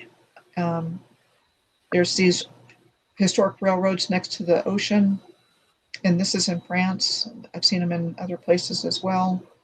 They still have little tourist ones operating on the beach. So I'm going to the dune of Pilat here. It's the tallest sand dune in Europe, and you have the tallest sand dunes in North America on the other side in North Carolina. That's where I'm going with that. And I'm saying that's part of the land that was destroyed. And there's one more thing I want to show you, and then I'll be done, I promise. It's not hard. It's not hard at all to visualize. If you look at this map where everything fits in perfectly, if you were to slide it back together, it would fit perfectly. Where this land here would fit in here, this part of Africa, which includes Morocco, would fit here.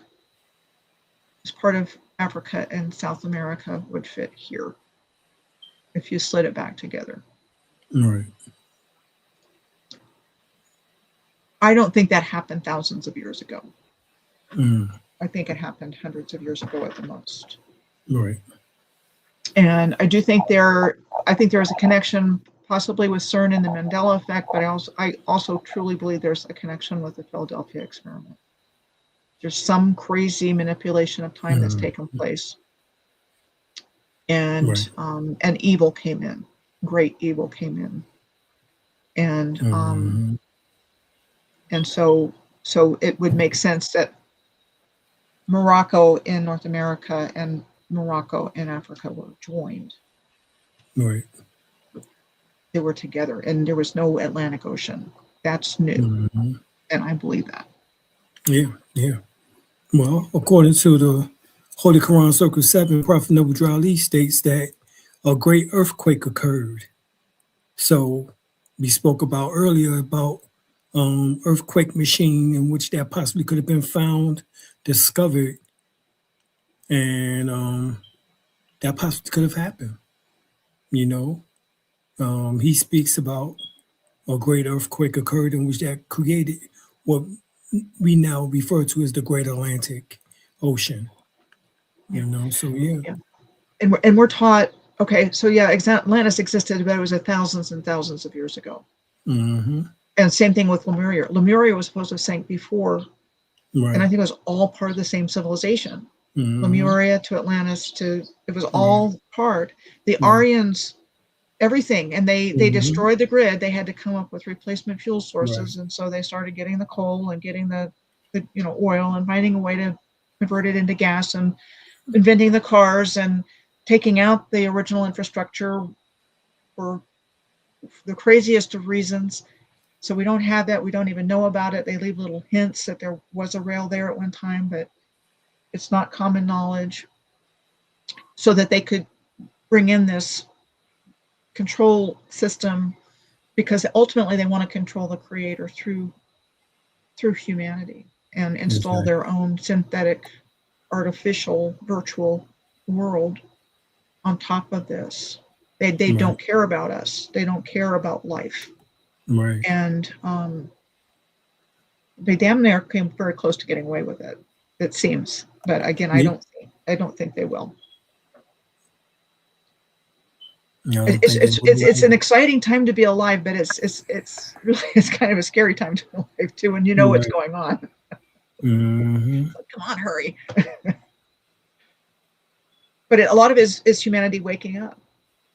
Yeah.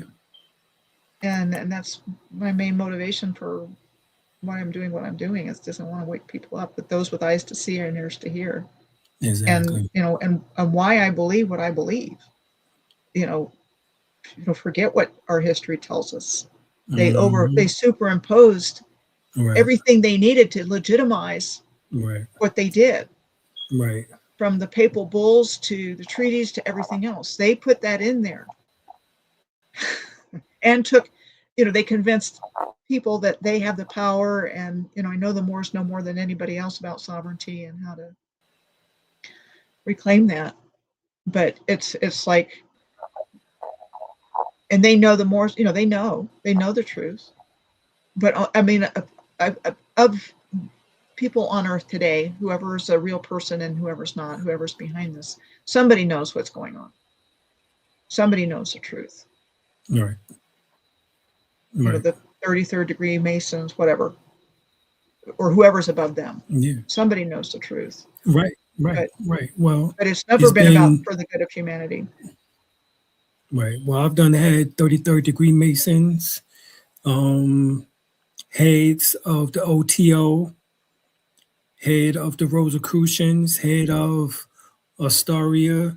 All of them have come to me and told me that the information which that I teach, is right and exact, and they wonder how I knew or how I gathered my information, because they was like, this is for somebody who would have been within the Masonic field at those particular degrees, for years.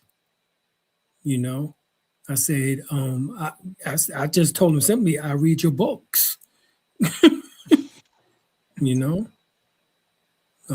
That's how I found it, because I read Masonic books. you know. And this is before I became a Moorish Rite Freemason, you know. Matter of fact, that's how I got into the Moorish Rite Freemasons, was because uh, the founder of the Moorish Rite Freemasons, Hazel Bey, he was 33rd degrees, you know, and he told me that the information which that I was teaching on was very accurate, and you know, and the LD asked me and said, how did I know all of this? Because this information was, really meant for those at the top of the orders, and they was in the Memphis right, the Mizraim, Memphis right, and so forth and so on, at 72 to 70 to 97 degrees, so this information is accurate, as far as they're concerned, you know, because they've studied it and read it, I guess at the time because of, whatever oaths in which that they took, they could not, expound on it in the public or whatever the case. So, here I was teaching on that information in the public, and they was like, he ain't no Mason, because he just giving up he giving up too much information, and Yeah, that, I mean, and that they've mhm, they stole the legacy of the Moorish Masons, and they right, subverted it. They right, didn't build squat. right, right, They built right, nothing. They just put a plaque on the wall or engraved a stone and right, said, "We did this." Well, they right, did not do this, right. Said it was founded. Right, they found it. and I shouldn't know anything about it. I Right, think the universe wants this information to come out. I exactly. I believe I incarnated to do this because I shouldn't know about it. That's But right. everything I ever experienced in my life brought me along this path. That's right. And Exactly. and then I didn't know anything about the Moors until I met a Moorish man in Oklahoma City, and That's and right. then that brought in that stream of information, and then other things started to happen, and I started to see this come out in the earthworks around me in Oklahoma City, Hmm. and I started to get it because I was open to receive it. That's I right. I, I unplugged from the matrix a long Right. time ago because I lived a different kind of life. I made different decisions from most people, Hmm. and the norm didn't appeal to me.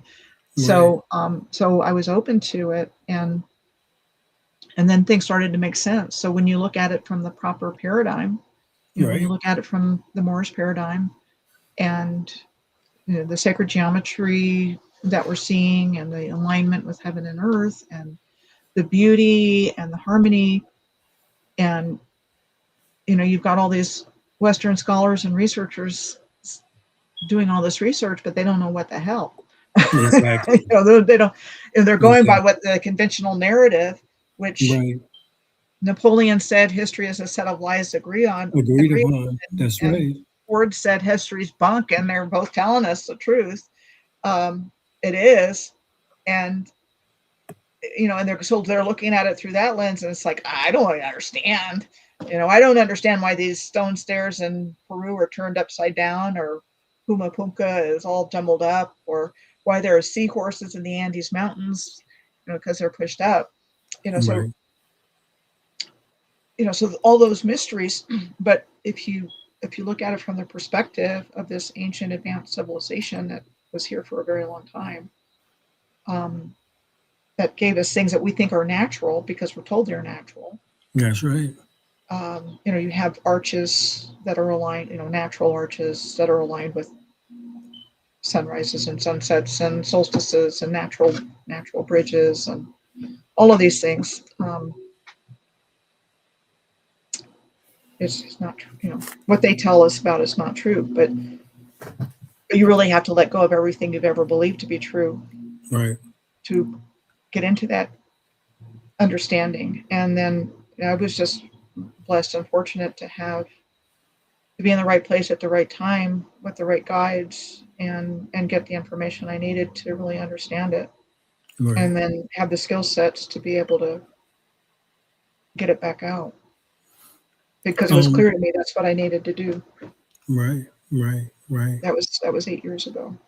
Yeah, yeah, You've been yeah, you've been with me on this journey yeah, yeah, the whole yeah, way, yeah. the whole time. My friend Yeah, in yeah, Oklahoma. that was around the time Maybe when we you met. So yeah. need to tell Dr. Earlene. And that was when I found that. That was found when I found a star tetrahedron by connecting cities and dots in North Right, America. And I right. extended the lines out, and my original research Hmm. came from those line alignments that I found, Right, and right. that's how I got started, and then just exploded. My Exactly. brain feels like it's going to explode sometimes. That's because that's because the light bulb is still going off over the top of the head. Yeah, there's just every That's the time way I it's look at supposed stuff. to. So hopefully tomorrow, either tomorrow or the next day at the latest, I'll have my video up about the section of Lake Erie between West Cincinnati, I mean, sorry, West Cleveland and Toledo. And I'm Okay. telling you, there's a lot, a Yeah, lot, yeah, a lot, yeah, a lot there. yeah. Like you said, they The only reason they got away with what the fake history is because they controlled the educational system. right, exactly. And now we know who put a lot of the information or books out. Um, in the modern day times, come to find out that was um the partner to Epstein, her father, her daddy, you know, he put out a lot of those books, in which that was in the educational system, Yeah. you know. I mean, I think the reality of what's been taking place here is very, very dark. Hmm. Very dark. Right. Somebody wrote AKA McGraw Hill. Exactly. Yeah. Those books was put out and everybody had to read those books, you know? Yeah. Yeah. Yeah. I mean, you're getting into the child trafficking and human trafficking and satanic ritual abuse and adrenochrome and Well, what I they were didn't want to really go doing. there. I just wanted to talk. I just I just want to talk about the occasions we being.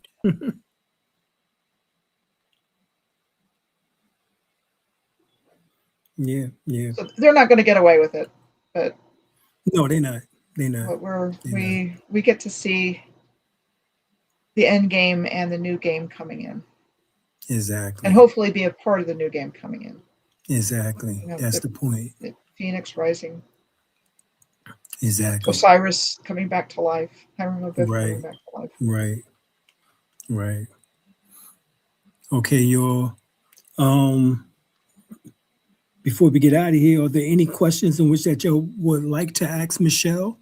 I'm gonna go to the chat, and if there are any questions, ask now, or as they say, forever hold your peace. All right, and also once again, we will be in Atlanta, ATL, June 20th. June 20th, we will be in Atlanta. We have flyers on Facebook, and we will have them on Instagram. We will also have them on TikTok and other social media platforms. So make sure that you'll pay attention to that. This will be a live lecture. I will be there. I will be teaching. All right. So it won't be online. This will be a live. I'm gonna have to say this again for y'all. This would be a live lecture.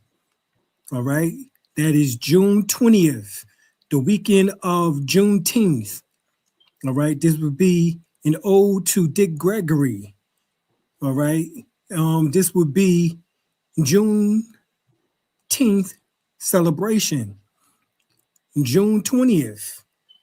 We would be in the ATL. Please come out and support. When you see the flyer, save the flyer. Make sure that you come on out and support. That's the key.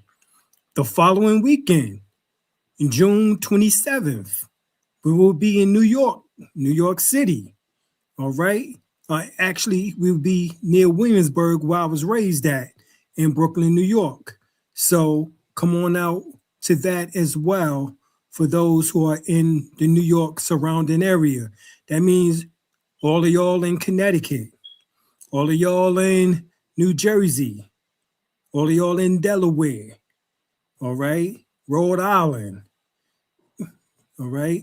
Everywhere. Philly, come on out. Come on out and check your boy.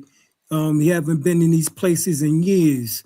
So y'all got to come on out and support. All right?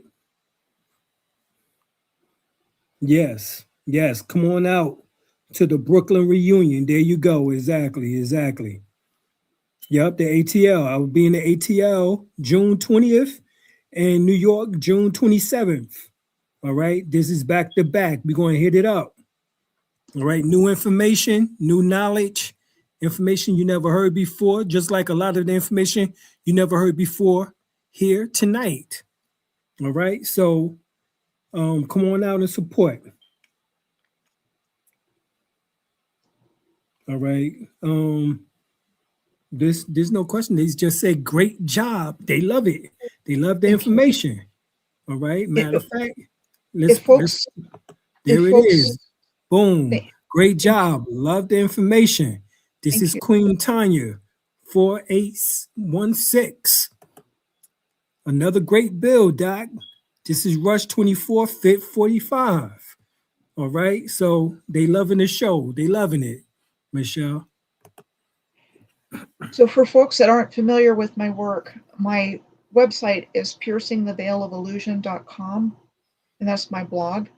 And I turn my blog posts into videos, and my YouTube channel is at Michelle Gibson 8946, where I've got tons of information. All right. Misters 4022 said half a back on again. All right. They loving it, Michelle. They loving it. All right. Can we begin to rebuild the energy grid system or create a new one? All right. I think it's still there. Damiente, Harry 204.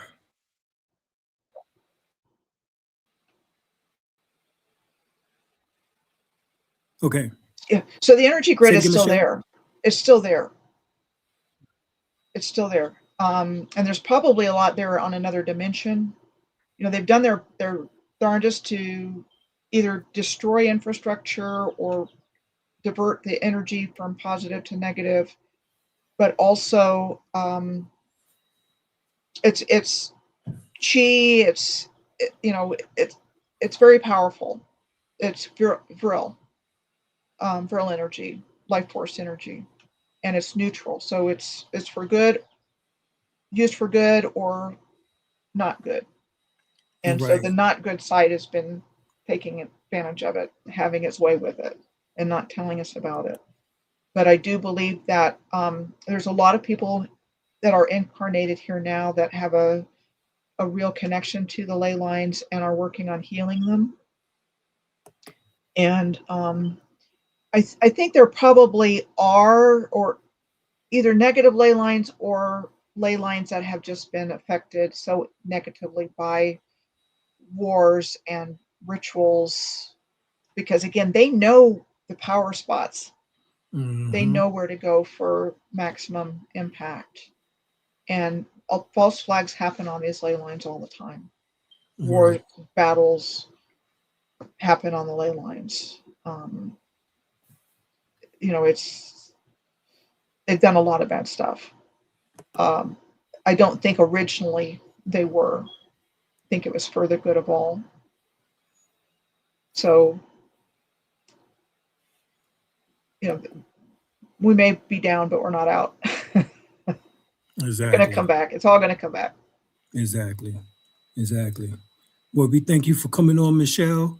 Much appreciation. And we definitely will have you back on again. And as you see, everyone is thanking you for bringing this fantastic information once again. And of course, We love you. We appreciate you. Keep doing the work. And we out, y'all. Peace. Thank you so much. Peace and namaste. Namaste. Thank you, everybody, for joining us tonight.